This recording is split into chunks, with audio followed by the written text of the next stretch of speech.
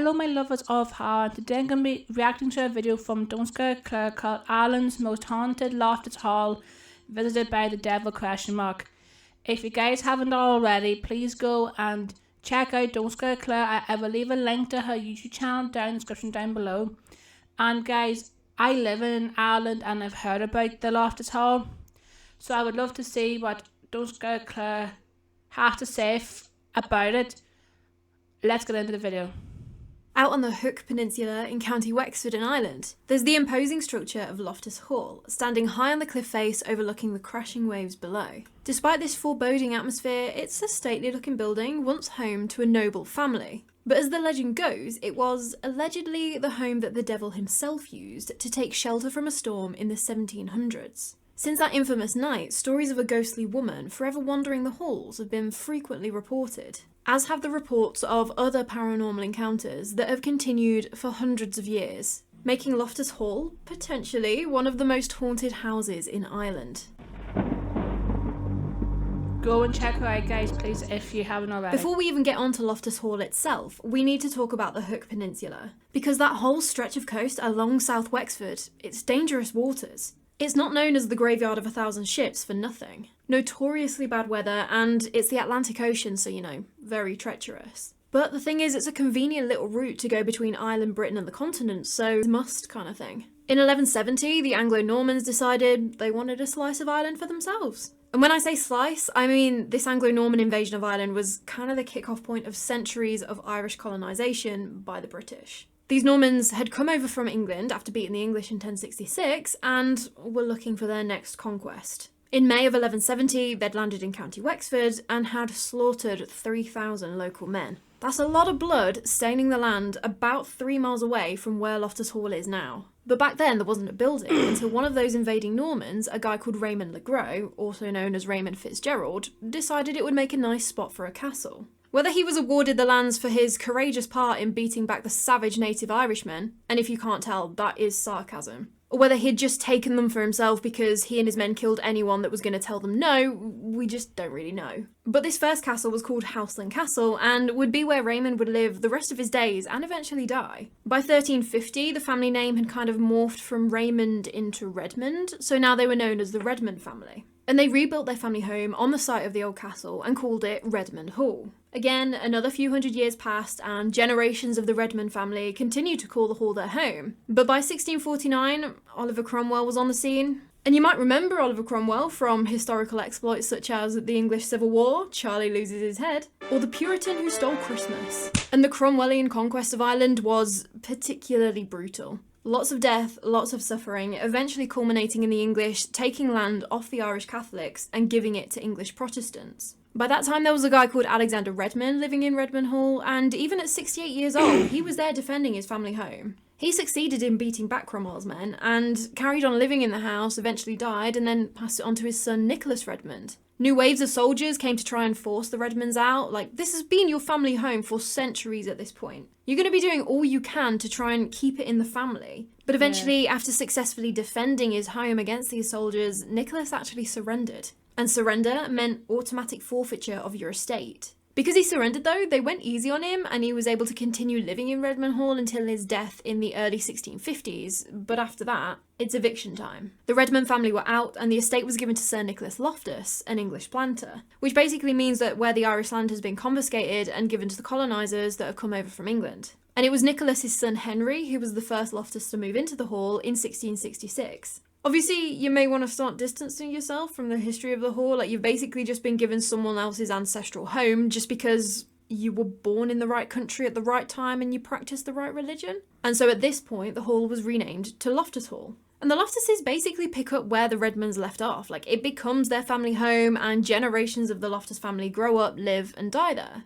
And it's during this point in history where the most infamous story attached to the home occurs. As I'm going to set the scene for you. It's about Christmas time, 1765. A guy called Charles Tottenham is living there. He's man of the house after marrying into the Loftus family via his first wife, Anne. And they'd had a daughter, again called Anne. But by 1765, Charles was on his second wife. I believe her name was Jane. And so it was Charles, his daughter Anne, and her stepmother Jane living in Loftus Hall at the time. And it was still a fine house, it's big and quite clearly a noble family would live there with their staff and whatnot. but it's looking a little worse for wear. It's not exactly the height of luxury at the time. And so this one night, there's a storm blowing outside, waves are crashing, rain's coming in sideways. All of a sudden, there's this loud knock on the door. One of the servants goes to answer the door and informs Charles Tottenham that there's a stranger outside who is looking to shelter from the storm. Apparently, this guy had been the only passenger aboard a ship that had docked in the bay like just down the road from Loftus Hall to try and wait out the storm. He'd got a horse from somewhere, whether he'd like got it from a farmer near the bay or something, and he'd headed straight up for the only house for miles around that had any light coming from it,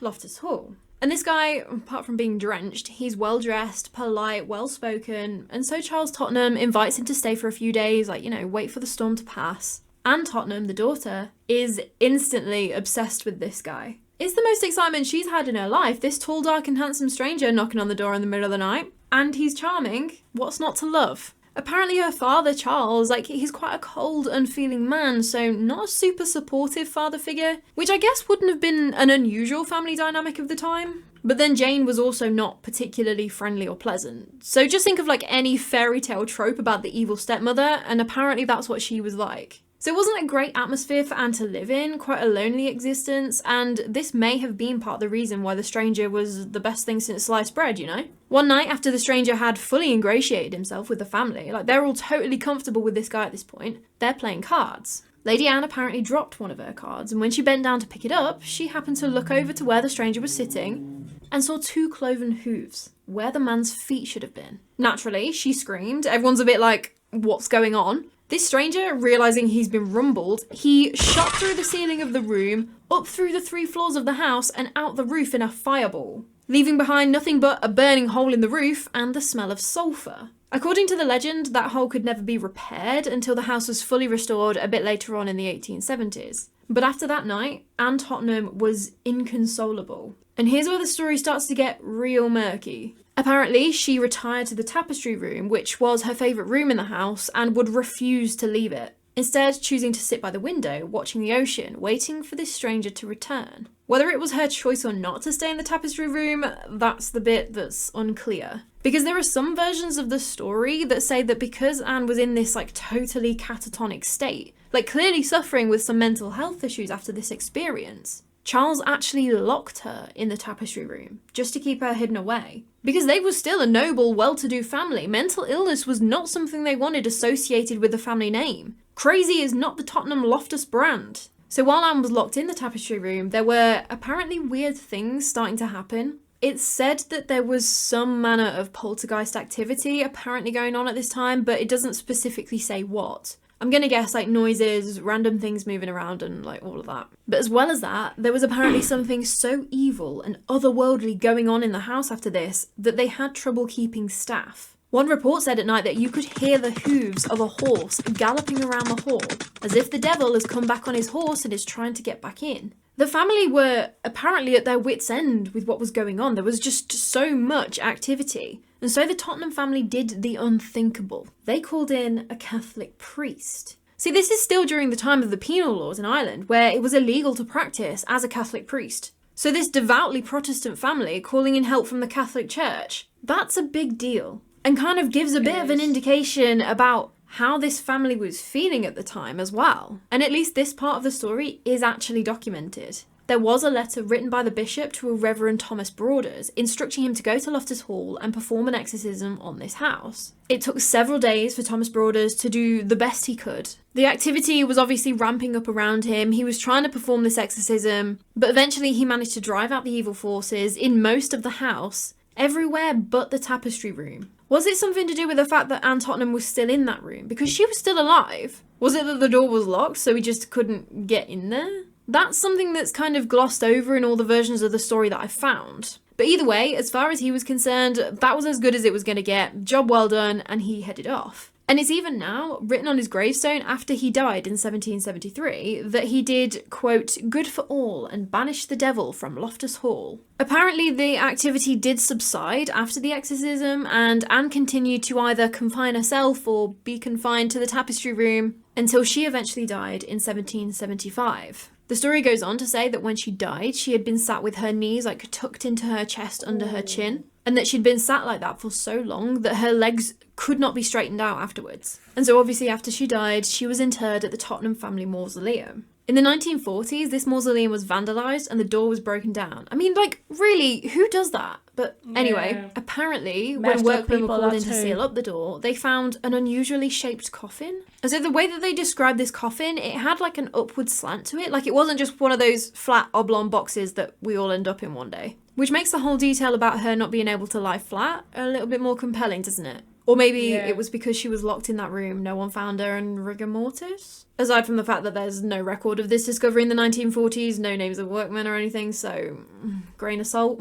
I am going to pick apart this entire story eventually anyway, but just right now I'm just telling you as I've read it. But as stories go, it's a pretty wild one, isn't it? The devil himself shooting up through the ceiling in a fireball and Anne being hysterical afterwards until her death. Almost unbelievable how crazy that story is. There is an ulterior explanation for this legend. And it goes that there was a stranger that came to stay with the Tottenhams, and that their daughter Anne had taken a shine to him, but that he'd also fancied a bit of Anne too, and that at some point they'd gotten together in a manner that was not appropriate for an unmarried daughter of a noble family, and that she'd got pregnant, and that was the reason that she'd been locked up, to basically hide her shame for 9 months. When Charles found out what his daughter and the stranger had done, obviously he kicked the guy out, and then potentially made up this story about the devil to kind of direct attention away from the real reason, maybe? There is another part to this explanation too. Apparently, there was a skeleton found hidden within the walls of the tapestry room near the fireplace, which may have been that of an infant. There's no hard evidence other than that claim came from one of the family members who was there when they were doing the renovations to the house in the 1870s, and they claim that that's what they found.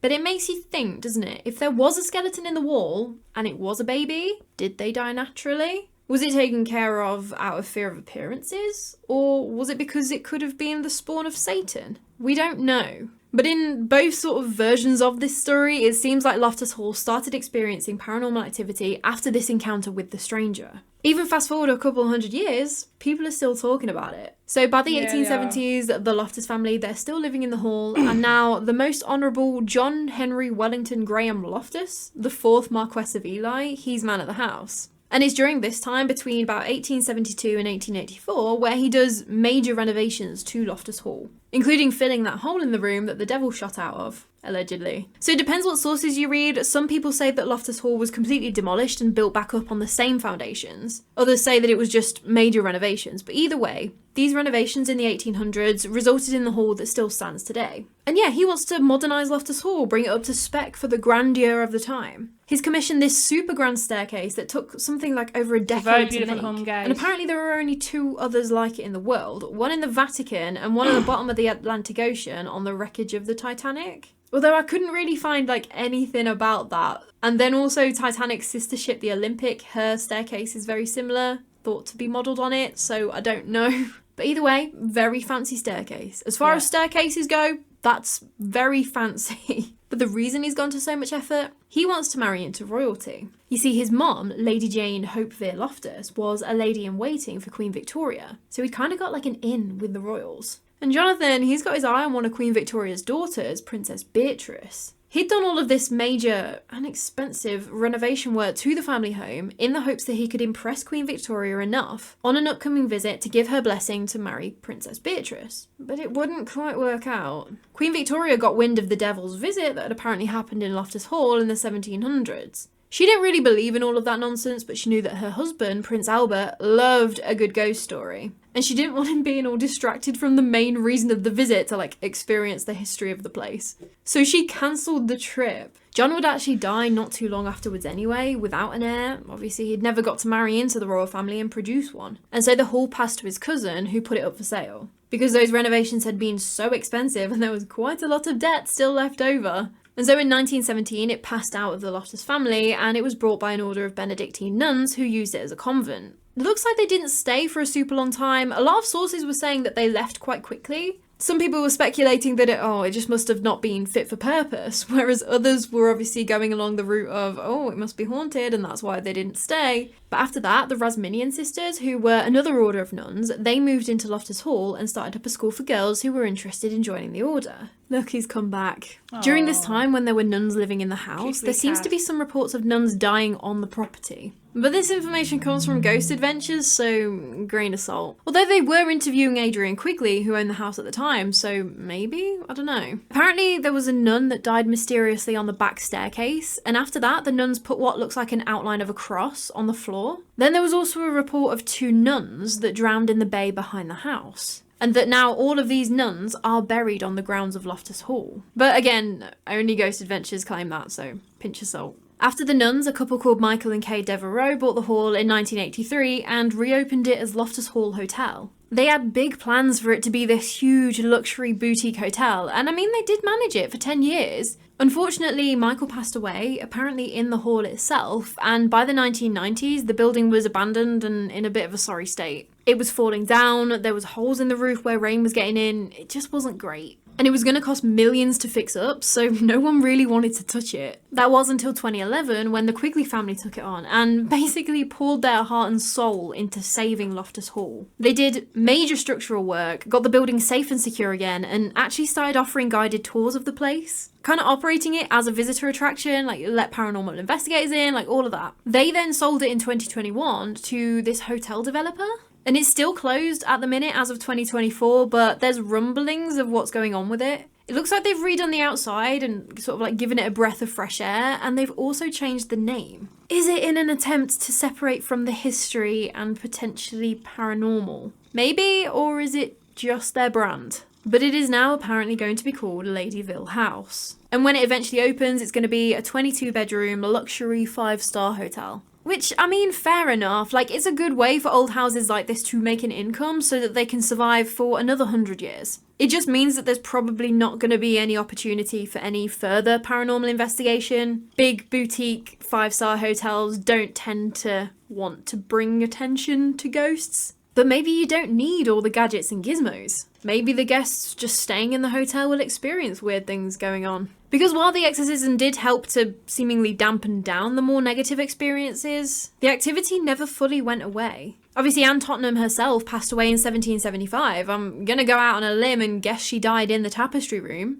And especially after that, there are lots of reports centering around the ghost of a young woman wearing a silk dress, similar to what would have been the fashion of the time in the late 1700s. She's seen wandering around the entire house, but obviously she's more commonly seen in the tapestry room. So these stories I'm about to tell you happened in the decades after Anne's death, people staying in the house as guests of the Loftus family and staff experiences and whatnot. So it's still fairly fresh after the event, like late 1700s, early 1800s kind of time. The first account was in 1790 when a guy was visiting the house and was put up in the tapestry room. He woke up in the middle of the night feeling this sudden weight on the bed as if something unseen had sat on the bed with him. All of a sudden, he hears this horrible growl and the covers are ripped off the bed and the curtains around the bed, obviously like this is a 4-poster bed, they're flung around. Immediately, like he gets out of bed thinking it must be just some of his mates having a laugh. So he starts shouting at them to basically like knock it off. Looks all around the room, checks the door, it's still locked, and there is no one in there with him. A few years later, that same guy's son, a Reverend George Reed, he stayed in Loftus Hall. His father had refused to talk about whatever it was that he had experienced that night up to that point. So George had no idea why he should have been terrified about being given the tapestry room to stay in for a couple of nights.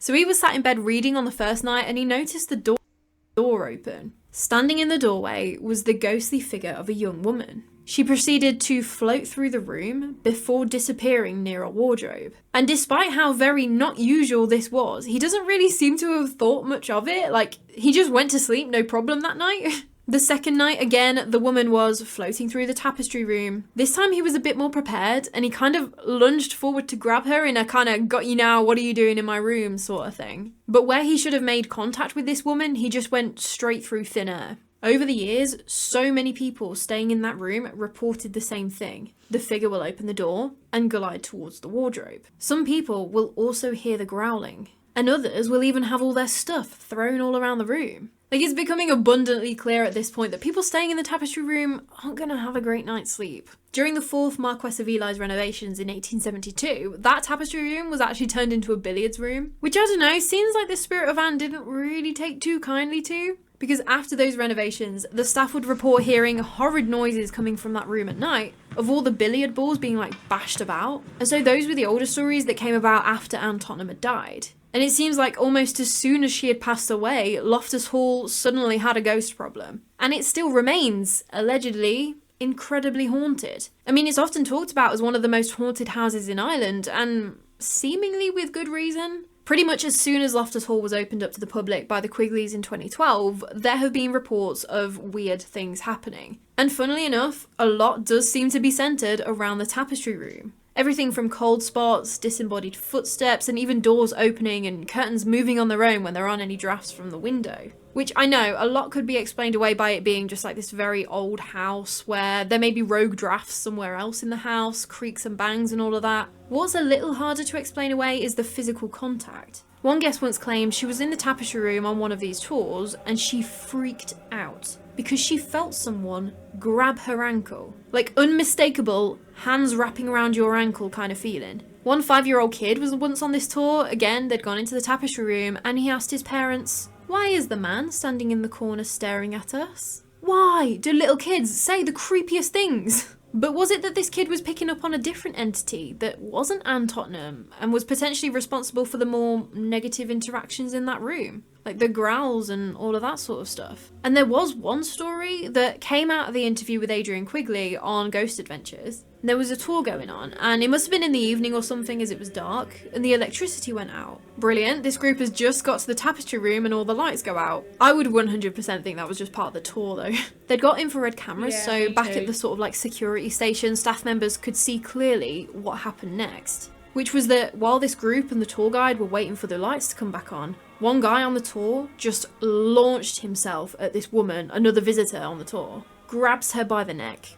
Just absolutely terrifying. This is pitch black and some guy comes up to you and grabs you by the throat. He had to be literally rugby tackled to the ground by staff members, and he was just like so angry for whatever reason. Possibly affected by something that's a little bit more negative in that room, the very room that Father Thomas Broaders wasn't able to exorcise. Or just some loser who decided that it would be a good idea to attack a woman for apparently no reason. Like, I don't know any more than that. I don't know if the guy knew the woman or if it was just that she was in the wrong place at the wrong time. I don't know. Elsewhere in the hall though, other things have been reported.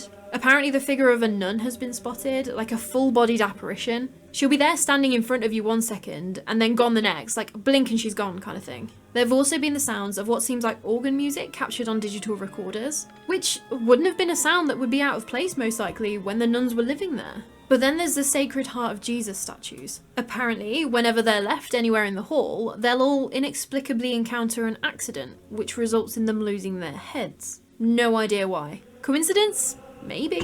And then there's Anne Tottenham herself. Some people have reported hearing the sounds of Anne crying to be let out of the tapestry room, which I would have loved to find out who exactly was claiming that, but all I could find was quote-unquote people, which isn't super helpful. She's also apparently been witnessed doing her what seems like fairly regular stroll in the tapestry room. And apparently in 2014, a guy called Thomas Beavis took a photo of the hall that looks like it potentially captured the image of what looks like a young woman, maybe? Yeah. And then others, again, have even claimed to hear the sounds of horses' hooves galloping around the outside of the hall as if the devil himself has broken the blessings of Father Thomas Broaders and has come back. More often than anything though, so many people report the intense feeling of being watched and seeing shadow figures flitting about in the corner of their eyes. And then some people just get an overwhelming feeling of unease and discomfort when they enter certain areas of the hall. Like they just need to get out of that specific area for no reason at all. And so with the story involving the devil himself and the regularity of reports coming out of the place, after doing all the research I can absolutely see why Loftus Hall is known as one of the most haunted houses in Ireland. But let me know your thoughts. Is Loftus Hall as haunted as it's claimed to be? Have you visited and experienced anything that was a bit off? I'd love to know. First of all, we've got the first haunted house tick. It's centuries old, has seen lots of people living and dying within the walls. So I can absolutely see from that side how this place could have picked up a ghost or two over the years. When it comes to the legend, I mean, it's called a legend, and from that alone we know it's probably almost certainly embellished. But like most legends, there are grains of truth buried in there. We know the names of the people involved. Well, apart from the mysterious stranger. But then, was that Charles was telling someone about what had happened? Like potentially what happened with his daughter Anne? And the person asked, "Oh, so what's this stranger's name?" And Charles just screams back, "He's the devil!" Meaning that he was just a man with ill intentions towards his fair daughter, and the story snowballed from there. Just a thought to ruminate on. But yeah, the facts are that we know the Tottenhams were living there at the time, we know that the church instructed Thomas Broaders to exorcise the house, and we know that Anne died in 1775. The rest is just kind of depends who you asked as to what answer you get. My thoughts? I think there was a stranger. I think he started a forbidden love affair with Anne, and I think Charles found out and told the man to get the hell out of his house. Whether Anne fell pregnant and had the child that was walled up in the tapestry room, it's possible, and it would explain why she was locked away, because I do think she was locked away, and also why her mental health was so bad afterwards. When it comes to being haunted though, I think take the legend out of it completely and just go on that theory alone that it was just this love affair, maybe she had this kid, maybe she didn't, but she was so tormented and locked in this room. That alone is going to be big emotions that could potentially lead to a residual haunting. True. But those are just my thoughts. Let me know what you think and what version of the legend you feel is closer to the truth. Once the hotel is built, it will be interesting to see if any of the workmen or anything experienced anything weird, or if hotel staff start experiencing strange things. That's going to be interesting to see in the next few years. If you enjoyed this video though, I would love it if you'd let me know by just leaving me a small like, just a little one. And if you want more of this, please subscribe. It would be lovely to have you around. But anyway, that is all from me today. I cannot wait to chat with you more about the morbid, mysterious and macabre. So until next time, sleep safe. It's not known as the graveyard of 1,000... Okay guys, and that was my reaction to Donsker Clare's Ireland's most haunted Loftus Hall visited by the devil ? What do you guys think? I'd love to know your thoughts about Loftus Hall, the haunting of Loftus Hall down in the comment section down below. I think parts of it are true, and we have to remember guys, sometimes hauntings and the stories can, people add on to it each time it's told. So some parts are definitely probably true, and some parts are probably just added on to, so I do not, so I'd like to scare you. So, okay guys, if you like this video, please give it a like, comment and share it. And also please go, and if you haven't already, please go and check out Donsker Clare and subscribe to her. And also please subscribe to me, and please hit the notification bell so we know if I want to come out with a new video. Bye guys.